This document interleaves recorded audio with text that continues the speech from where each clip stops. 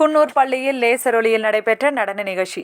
குன்னூர் புனித ஜோசப் பெண்கள் மேல்நிலைப் பள்ளியின் 125ஆம் ஆண்டு பெருவிழா கொண்டாட்டம் நடைபெற்றது.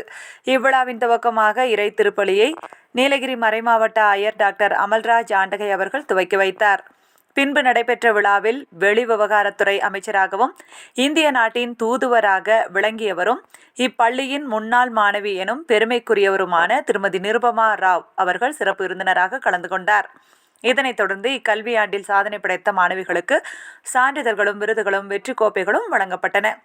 பின்பு லேசர் ஒளியில் நடைபெற்ற நடன நிகழ்ச்சிகள் பார்வையாளர்களை வெகுவாக கவர்ந்தது.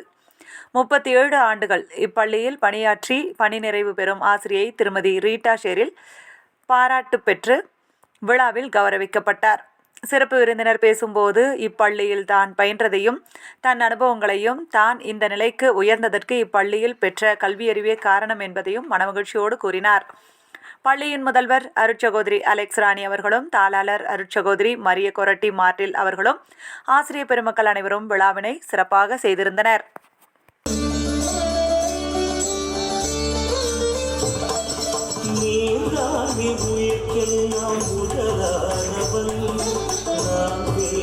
உலகெல்லாம் உறவான